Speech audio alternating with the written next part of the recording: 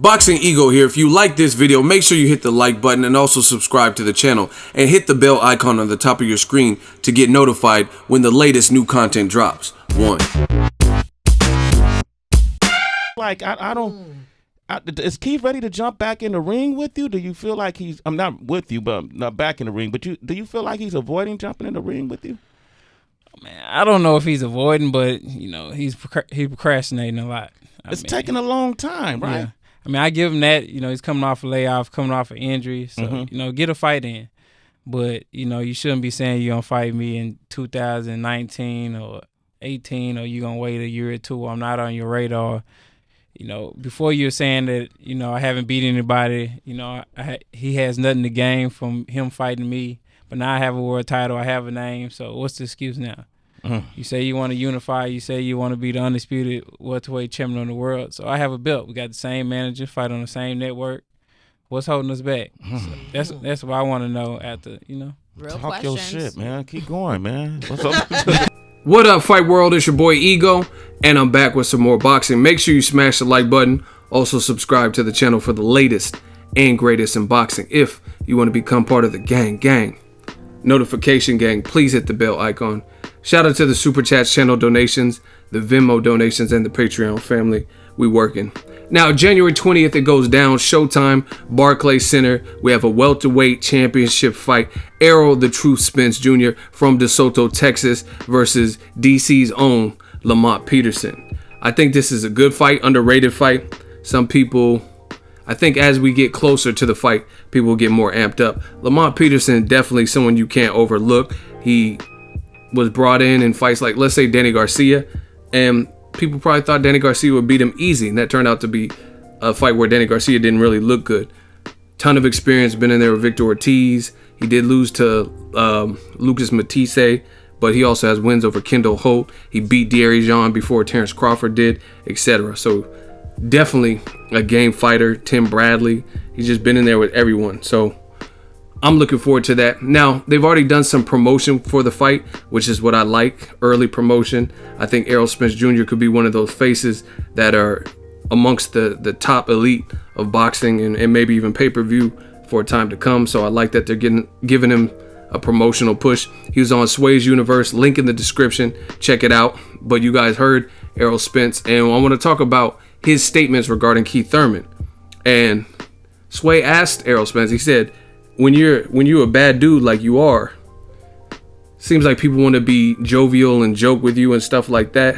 What are your thoughts on Keith Thurman? Does he want to fight you? And you heard it from Errol Spence. He says Keith Thurman, he's procrastinating. And I told you, man, new media, the walls are closing in on the things that are wrong in boxing. We'll just leave it at that. I tell you guys all the time, listen to what people say then and now, and then you determine from a realistic set of lenses what makes the most sense to you, including myself. And I've been very consistent with Spence versus Thurman. It's a good fight. Even before Spence became a champion, I always thought it was a good fight, and you'll see the videos are up. I don't duck or dodge or delete videos. Type in Errol Spence, Keith Thurman, and Boxingego, and you'll find those old videos. It's always been a good fight based on the stylistic prowess of both fighters.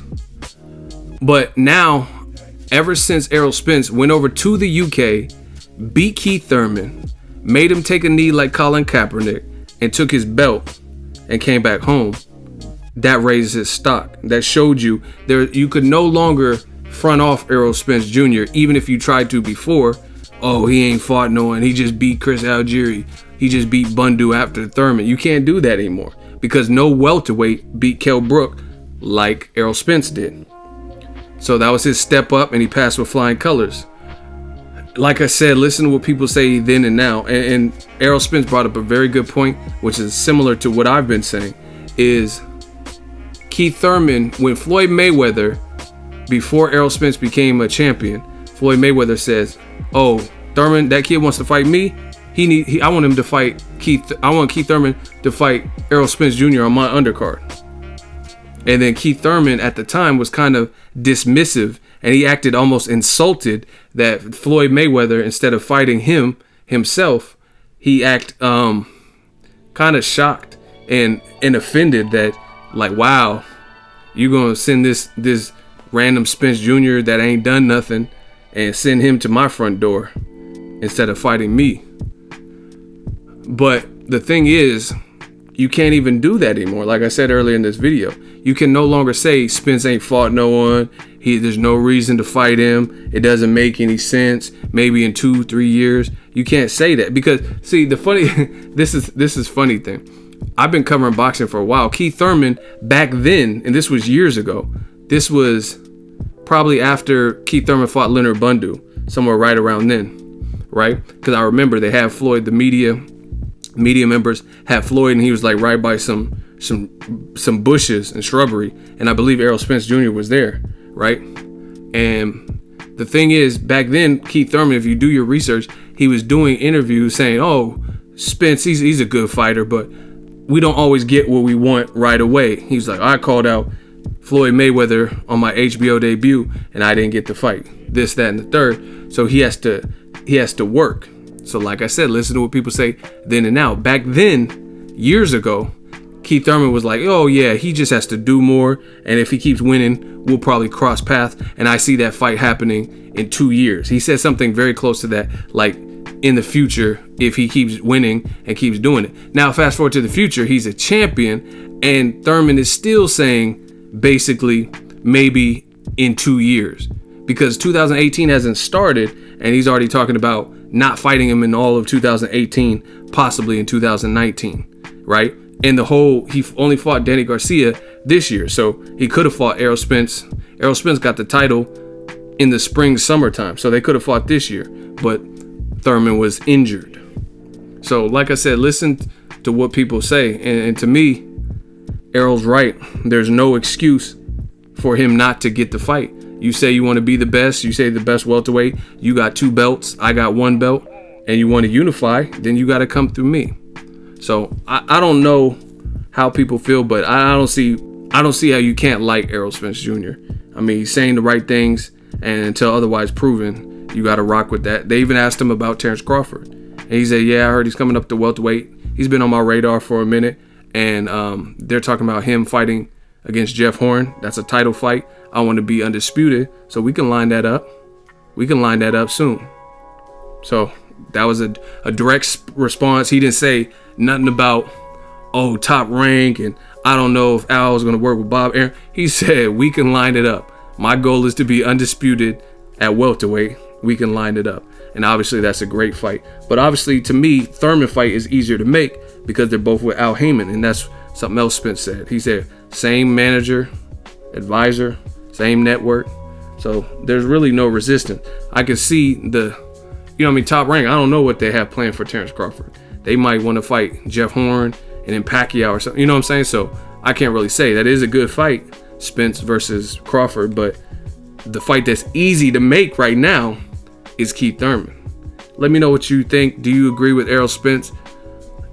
I just like the hunger he's showing, the ambition. Do you agree that Keith Thurman is procrastinating? And listen, I'm gonna be clear with this. Nobody is demanding, because I got a lot of fanboys in the comment section that get angry and they're not listening. It's just like, you don't hear Jimmy. When Jimi Hendrix is playing, you don't hear Jimmy. You think you do, but you don't. So I'm gonna be very clear on this. Nobody is that I've seen, at least me, I can speak for me. I'm not saying Keith Thurman, off of an injury and getting married and a layoff, needs to fight Errol Spence Jr. straight away. Even Errol Spence is not saying that, because if you listen to this Sway interview, he says, "Oh, get you a fight in, and then we could talk about fighting each other." I mean, realistically speaking, it's not even possible, since they've already started the promotional duties for Spence versus Peterson. So that automatically gives Keith Thurman time to get right. He says he wants to come back in February or March. So that lines up perfectly. Errol's fighting late January 20th. So Thurman can ideally test his elbow out, or surgery or whatever, shake off cobwebs if he has any, in February, March. In the fall or winter of 2018, he should be able to fight him. So that's what I'm saying. There's a lot of misconceptions that fans or people who are pushing for the fight or want to see the fight or new media are saying that Thurman needs to directly go and fight against Errol Spence, his very first fight back. That's absolutely not the case. Let me know what you guys think. I think the fight should happen just like Joshua Wilder. Why not? Let's see if we could top 2017 as a year, and fights like that could push it over. Let me know your thoughts. Drop it in the comment section. Make sure you smash the like button. As always, hate, comment, and subscribe. Till next video is Ego signing off. So if you enjoyed this video and want more content like this on the channel, you can show your appreciation by going to the PayPal donate button or the YouTube support button. And you can donate any amount that you feel is equivalent to the value of this video. Much more to come. Thank you guys for your support. Boxingego, the future of boxing.